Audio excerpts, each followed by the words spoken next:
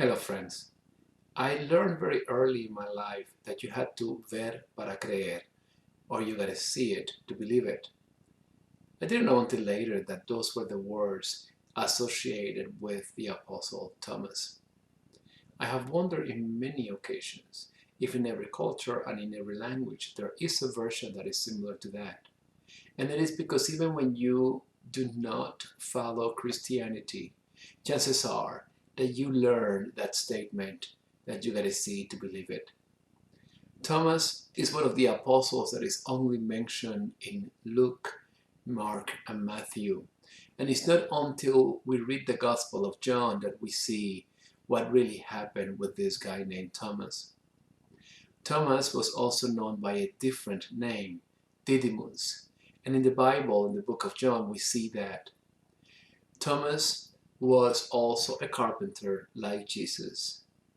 And he was known to be a little pessimistic in terms of his own personality. It is very evident to us that Thomas understood how to love unconditionally and how to love above and beyond any consequences.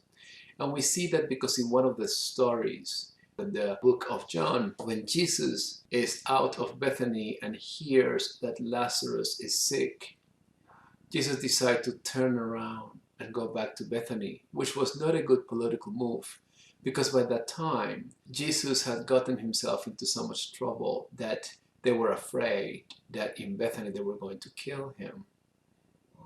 But Jesus didn't think about being killed or not. He said, I just got to do the right thing. The apostles were a little bit concerned, and it was Thomas the one who said, you know what, if he goes, we go. If he dies, we die. It is that statement that reflects the level of love that Thomas had for Jesus.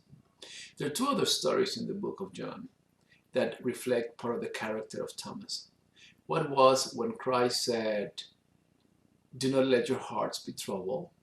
I will go, but I will come back to get you, and you know the way to where I'm going to be.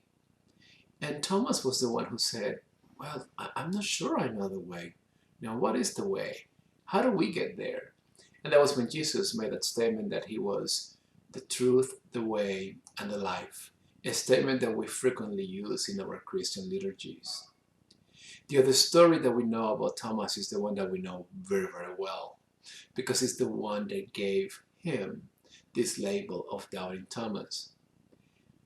10 of the apostles were meeting after Jesus' death.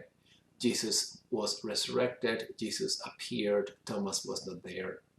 Why was Thomas there? We do not know. But he was not there when the apostles told Thomas what had happened. Thomas said, you know, when I see it, I believe it. I have to see his wounds, touch his wounds, see the guy to be able to believe that he has resurrected. That was the doubting Thomas moment. What is interesting about Thomas is that we created this judgment of doubting Thomas. And even though he had a pessimistic side of him, this guy had an incredible desire to be part of a bigger and greater ministry that was going to transform the world and transform the people around him. So the interesting thing about Thomas is, how can we relate that to our everyday life? How much do we doubt? And why do we doubt? What facts do we need to see to be able to believe? How much love do we need to have to be able to commit ourselves to build the kingdom of heaven here on earth? These are the type of questions that Thomas brings to us as we explore more during this series of the apostles. So I would like to invite you to come and join us this Sunday at 9:30 through our Zoom adult education series, where we can discuss more of the implications and the gifts that Thomas brings to our lives as the people of God. So I'll see you Sunday.